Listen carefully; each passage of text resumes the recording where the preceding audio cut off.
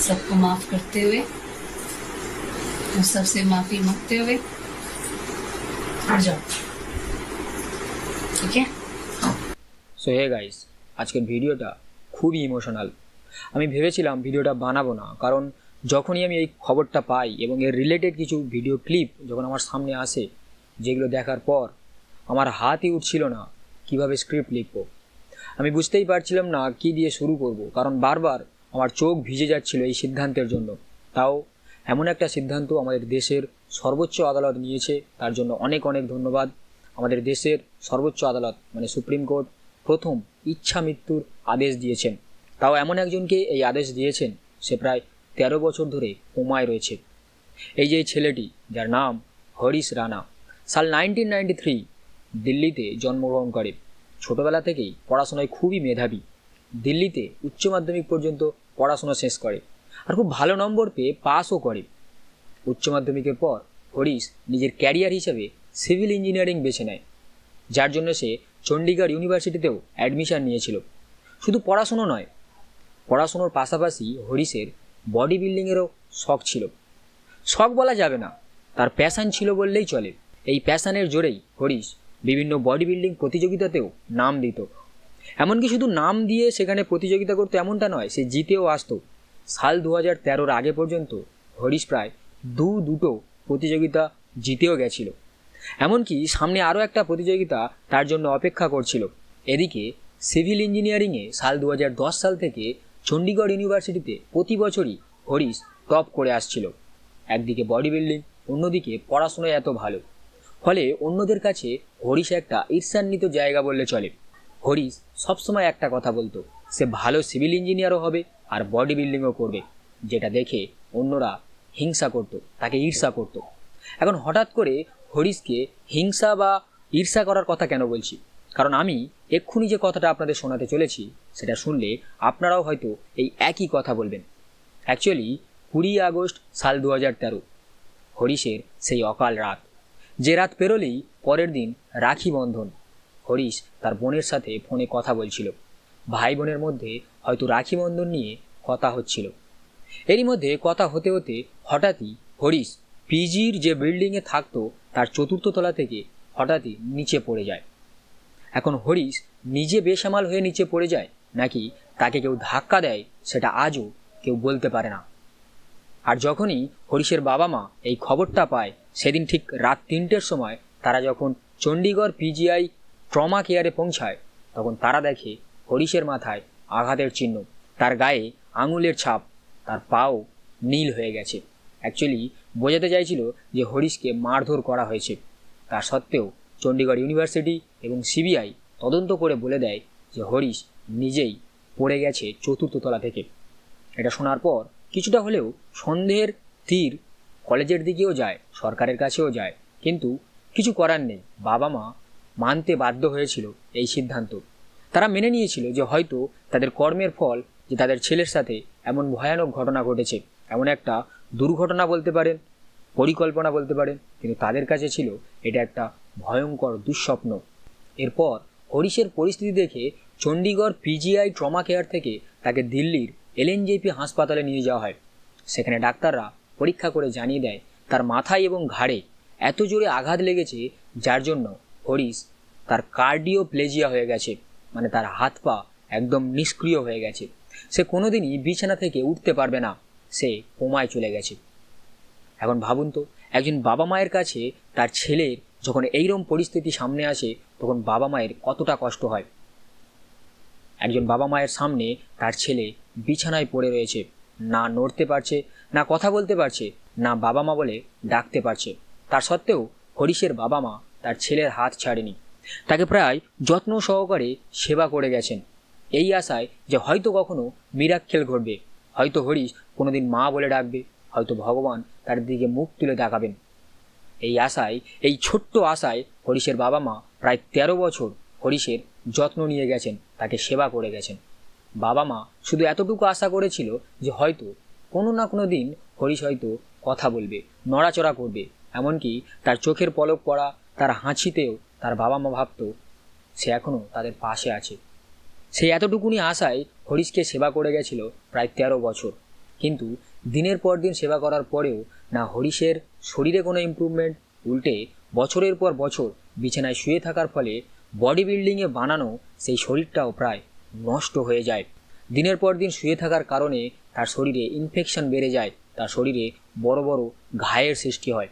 বাবা মা হিসাবে মানসিক কষ্টটা তাদের তো ছিলই, কিন্তু এই রকম পরিস্থিতিতে একজন ছেলের এই রকম ট্রিটমেন্ট করার জন্য কতটা অর্থের প্রয়োজন হয় সেটা আপনারা কল্পনাও করতে পারছেন না। দিনের পর দিন হাজার হাজার টাকা খরচ হচ্ছিল হরিশের ট্রিটমেন্টে, তা সত্ত্বেও বাবা মা নিঃশব্দে সেই খরচ বহন করে যাচ্ছিল, যার ফলে সমস্ত সম্পত্তি, এমনকি দিল্লির বাড়িটাও তারা বিক্রি করে গাজিয়াবাদ চলে আসে। তা সত্ত্বেও হরিশের শরীরে কোনো ইমপ্রুভমেন্ট আসে না। হরিশ দিনের পর দিন আরও দুর্বল হয়ে পড়ছিল, তার শরীর আরও ক্ষীণ হয়ে আসছিল। প্রায় 13 বছর ধরে হরিশের বাবা মা হরিশের সেবা করে আসছিল এই আশায় যে হয়তো কোনো দিন হরিশ মুখ ফুটে মা বলে ডাকবে। মেডিকেল ফিল্ডে যত রকম পদ্ধতি ছিল সমস্ত কিছু দিয়ে হরিশের ট্রিটমেন্ট করা হয়, তাও কোনো ইমপ্রুভমেন্ট দেখা যায় না। ঘটনাটা যখন ঘটেছিল তখন হরিশের বয়স ছিল প্রায় 21 বছর, কিন্তু আজ বর্তমান দিনে প্রায় 13 বছর পর হরিশের বয়স দাঁড়িয়েছে 34 বছর। হরিশের বাবা মাও বৃদ্ধ হয়েছেন। হরিশের বাবার বয়স প্রায় 62-র কাছাকাছি, আর মাও 60-এর কাছাকাছি। বাবা মা হিসাবে তাদের মনেও এখন ধীরে ধীরে নিজেদের সময় শেষ হওয়ার ভয় তারা করে বেড়ায়। তারা ভাবতে শুরু করে তাদের মৃত্যুর পর তার ছেলের কী পরিণতি হবে। কোনো উন্নতি তো হচ্ছে না, উল্টে হরিশের বাবা মার বয়স বৃদ্ধি, সাথে অর্থনৈতিক পরিস্থিতিও তলানিতে ঠেকেছে। অন্যদিকে এত ট্রিটমেন্টের পরেও হরিশের সুস্থ হয়ে ওঠার আশাটাও আরও ক্ষীণ হয়ে আসে। ফলে বাবা মা বুকে পাথর চেপে ইচ্ছা মৃত্যুর দাবি তোলে। তবে ডাক্তাররা এই ইচ্ছা মৃত্যু দিতে পারে না, কারণ এটা ভারতে ইল্লিগাল। তাই ডাক্তাররা অস্বীকৃতি জানিয়ে দেয়। তাই শেষমেশ প্রথমবারের মতো 2024-এর জুলাই মাসে হরিশের বাবা মা দিল্লি হাইকোর্টে দ্বারস্থ হন হরিশের ইচ্ছা মৃত্যুর জন্য। ইচ্ছা মৃত্যু, যার অর্থ হলো দুরারোগ্য কোনো রোগের যন্ত্রণা থেকে মুক্তি দেওয়ার জন্য রোগীর ইচ্ছাকৃতভাবে তার জীবনের অবসান ঘটানো হয়। সেটা সক্রিয় হতে পারে, আবার নিষ্ক্রিয় হতে পারে। এখন সক্রিয় ইচ্ছা মৃত্যু বা অ্যাক্টিভ অ্যাথুনাসিয়া যেটা হলো, সেটার মধ্যে যখন কোনো রোগীর কোনো গভীর যন্ত্রণা থেকে মুক্তি দেওয়ার জন্য কোনো ওষুধ বা কোনো পয়জন ইনজেক্ট করে তাকে জোরপূর্বক মৃত্যু দেওয়া হয়, যেটা ভারতে অবৈধ। আর নিষ্ক্রিয় ইচ্ছা মৃত্যু বা প্যাসিভ অ্যাথুনাসিয়া যেটা হলো, যেখানে রোগীকে প্রথমে তার ভেন্টিলেটর সাপোর্ট মানে লাইফ সাপোর্ট থেকে নর্মাল কন্ডিশনে নিয়ে আসা হবে। একদম স্বাভাবিক মানুষ যেমনভাবে মরে ঠিক তেমন পরিস্থিতিতে তাকে নিয়ে আসা হবে। তার সমস্ত যান্ত্রিক মেশিনারি যেগুলো আছে সমস্ত কিছু খুলে দেওয়া হবে। একদম নর্মাল মানুষের মতো পরিস্থিতিতে তাকে নিয়ে আসার পর তার মৃত্যু হবে। সেটা হচ্ছে প্যাসিভ অ্যাথুনাসিয়া বা নিষ্ক্রিয় ইচ্ছা মৃত্যুর মধ্যে পড়ে। তবে এই ইচ্ছা মৃত্যু পাওয়াটাও হরিশ এবং তার বাবা মায়ের কাছে ছিল একটা বড় চ্যালেঞ্জ, কারণ দিল্লি হাইকোর্ট প্রথমেই তাদের আবেদনটা খারিজ করে দেয়। তারা মেডিকেল রিপোর্টের ভিত্তি করে এটা জানায় যে হরিশ কোনো বাহ্যিক ভেন্টিলেটর বা যান্ত্রিক সাপোর্ট ছাড়াই নিজেকে সারভাইভ করতে সক্ষম। হরিশ শুধুমাত্র তার শ্বাস প্রশ্বাস নেওয়ার জন্য একটা পাইপ এবং খাদ্যনালীতে খাদ্য দেওয়ার জন্য একটা ফুড পাইপ ইউজ করা হচ্ছিল ঠিক সেই মুহূর্তে। ফলে কোনো যান্ত্রিক ভেন্টিলেটর সাপোর্ট ছাড়াই হরিশ নিজেকে বাঁচিয়ে রাখতে সক্ষম, যার জন্যই দিল্লি হাইকোর্ট জানায় যদি হরিশের ফুড পাইপটাকে সরিয়ে দেওয়া হয় তাহলে সে অনাহারে মারা যাবে, যেটাও অ্যাক্টিভ অ্যাথুনাসিয়ার মধ্যেই পড়ে, মানে সক্রিয় ইচ্ছা মৃত্যুর মধ্যেই পড়ে। যেটার মানে হলো তাকে জোর করে মৃত্যুর কবলে আনা হচ্ছে। এই সিদ্ধান্তটা জানার পর হরিশের পরিবারও সুপ্রিম কোর্টে দ্বারস্থ হয়। সেই সময় সুপ্রিম কোর্টও ঠিক একই কথা বলে সেই আবেদন খারিজ করে দেয়। তবে সুপ্রিম কোর্ট আরও একটা সিদ্ধান্ত নেয়, কেন্দ্র সরকার যেন হরিশের এই চিকিৎসাধীন পরিস্থিতি নজর রাখে। এরপর কেটে যায় আরও একটা বছর। তারপর হরিশের বাবা মা আবারও যায় সুপ্রিম কোর্টে। তবে এবার হরিশের বাবা মা যুক্তি দিয়েছিল হরিশকে যান্ত্রিক সাপোর্টে কৃত্রিমভাবে জীবিত রাখা হচ্ছে। তার শরীরের অবস্থা শোচনীয়, সে কোনোভাবেই রিকভার করতে সক্ষম নয়। যে কথাগুলো শোনার পর সুপ্রিম কোর্টও মেডিকেল বোর্ডের কাছে রিপোর্ট চেয়ে পাঠায়। মেডিকেল বোর্ডে যে রিপোর্ট আসে সেই রিপোর্টেও পরিষ্কার হয়ে যায় হরিশ রানা আর সুস্থ হওয়ার কোনো চান্স নেই বললেই চলে। তার অবস্থা প্রায় শোচনীয় বললেই চলে, যার ফলে মেডিকেল রিপোর্ট বাবা মায়ের শোচনীয় অবস্থা, তাদের উপর টাকা পয়সার এত চাপ, সব কিছু মাথায় রেখে আমাদের সুপ্রিম কোর্ট প্রথমবারের মতো 11 জানুয়ারি 2026 হরিশ রানার প্যাসিভ অ্যাথুনেসিয়া মানে নিষ্ক্রিয় ইচ্ছা মৃত্যুর পক্ষে হরিশ এবং সর্বোপরি হরিশের বাবা মায়ের পক্ষে রায়দান করেন। এমনকি বিচারপতিরা যখন এই রায়দান করেন, বিচারপতি জে.বি. পারদিওয়ালা এবং কে.বি. বিশ্বনাথনের বেঞ্চ যখন এই রায়দান করেন, তাদের চোখেও জল চলে আসে। তারা স্বীকার করেন হরিশের যত্ন নেওয়ার পিছনে তার বাবা মায়ের সংগ্রামের কথা। বিচারপতিরা এটাও কোট করেন, কাউকে ভালোবাসা মানে শুধুমাত্র তার ভালো সময়ে যত্ন নেওয়া নয়, তার কঠিন সময়েও তার পাশে থাকা। যেটা করেছেন হরিশের বাবা মা, তার প্রশংসাও বিচারপতিরা করেছেন। এরপর সুপ্রিম কোর্ট রায় দেয় এইমসে এই পুরো প্যাসিভ অ্যাথুনাসিয়া বা নিষ্ক্রিয় ইচ্ছা মৃত্যুর প্রক্রিয়াটা সম্পন্ন করা হবে মর্যাদার সাথে, যাতে হরিশের মৃত্যু হয় সেদিকটাও বিশেষ নজর দিতে বলা হয়েছে সুপ্রিম কোর্ট থেকে। সেই মতো 13 জানুয়ারি 2026 হরিশ রানাকে এইমসের পেলভিক কেয়ার ইউনিটে তাকে অ্যাডমিট করা হয়, যেখানে গম্ভীর থেকে গম্ভীর রোগী যাদের ট্রিটমেন্ট সম্ভব নয় তাদেরকে যত্ন সহকারে সেবা করা হয়।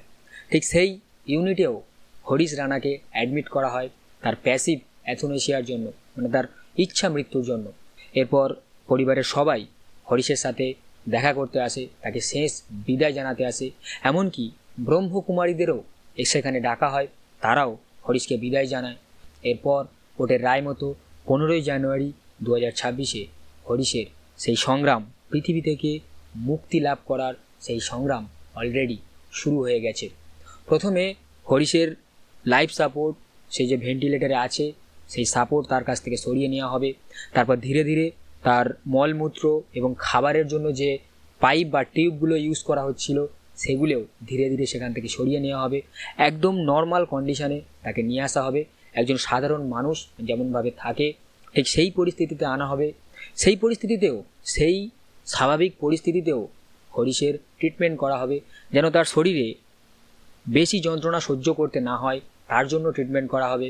তবে কোনো এক্সট্রা ইঞ্জেকশন বা ওষুধ যেটা তার ট্রিটমেন্টে কাজে লাগবে এমন কোনো ওষুধ দেওয়া হবে না। শুধুমাত্র যন্ত্রণা যাতে বেশি সহ্য করতে না হয় এই সংগ্রামের মধ্যে, সেদিকটা খেয়াল রাখা হবে। মানে একজন মানুষ প্রাকৃতিকভাবে ঠিক যেমনভাবে মৃত্যুবরণ করে, হরিশেরও ঠিক সেভাবেই প্রাকৃতিকভাবে মৃত্যু হবে। এখন সেটা কতদিনের মধ্যে হবে সেটা ভগবানের উপর, ভগবান জানেন কিভাবে এবং কতদিন পর হরিশকে এই পৃথিবী থেকে মুক্তি দেবেন, যার জন্য আমাদেরকে শুধুমাত্র অপেক্ষা করতে হবে।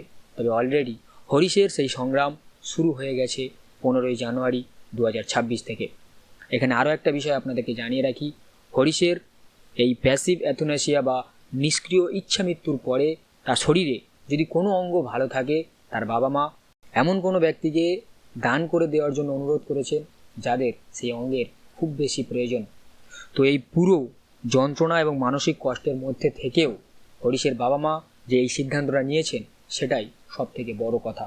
পার্সোনালি সুপ্রিম কোর্টের এই রায়কে অনেক অনেক ধন্যবাদ, কারণ শেষ পর্যন্ত তারা হরিশের বাবা মায়ের পরিস্থিতিটা বিবেচনা করেছেন, সর্বোপরি হরিশের পক্ষে রায় দিয়েছেন।